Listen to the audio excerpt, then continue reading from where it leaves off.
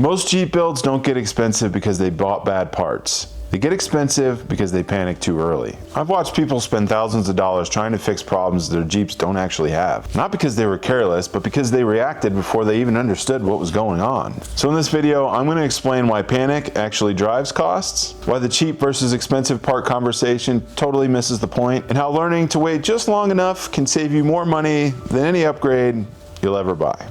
There's no mystery here, but I'm going to explain exactly why this happens to almost everybody. Hi, my name is Ben and this is Path to Rome. On this channel, I replace guesswork with understanding so that you can make better decisions, save more money over time, and ultimately use your Jeep the way it was meant to be. The Jeep community loves to argue about cheap parts versus expensive parts, and I'm here to tell you that doesn't actually help most people. Price doesn't tell you if that decision was smart.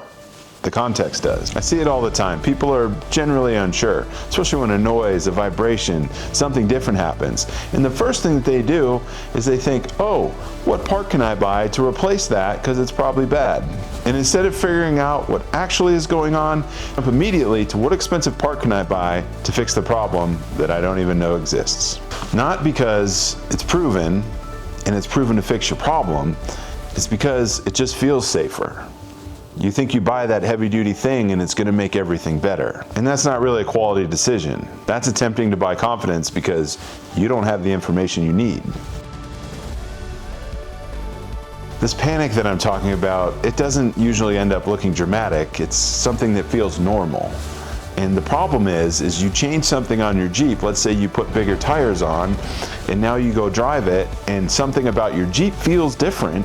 So you go jump online and you start asking questions and someone tells you, well, if you don't upgrade this, you're gonna break X, Y, and Z and you're gonna have more problems. So instead of driving, paying attention, trying to understand what's actually going on, you just assume that something's breaking and needs to be replaced. Instead of looking for the patterns and monitoring things, you immediately react in these singular moments. And to be fair, that reaction feels responsible, but ultimately this is what's going to cost you more money than you want to spend. Stock parts or maybe some cheap parts that you bought beforehand, they're always going to take the blame because when something changes on your Jeep, you just assume that those parts are failing. Maybe you added bigger tires, maybe you added something super heavy, and now all of a sudden your Jeep starts to feel different. So you just assume, well, that part's probably the problem because it's factory or it was a cheap part when I bought it and I need to upgrade it. And the truth is, most parts don't fail overnight. A lot of things can wear out, but if you're paying attention and you're monitoring your Jeep, you're going to know and you're going to notice over time how things wear out and what changes and what doesn't. It's pretty rare that something just explodes going down the road and you're left with wondering what the heck just happened. Usually that part's been failing over time. Maybe you noticed it, maybe you didn't. And this is where preventative maintenance comes in. Now, if you're interested, I have a totally free resource down in the description. Check it out. It's a cost control playbook for Jeep JLs and JTs so that you can own your Jeep and own your adventure. Totally free if you're interested. Check out the link below. If you skip that monitoring phase and just head on to the replacement phase, you've really done yourself a disservice because one, you probably spent money that you didn't need to. Two, you didn't actually learn anything. And three, you won't be prepared the next time something actually happens that maybe needs to be addressed. And this is where this panic really starts to cost you money. You replace a part because you're unsure. You realize that the issue is maybe something that wasn't aligned right. Maybe something just needed to be broken in. Maybe it's something totally unrelated that you hadn't even thought of.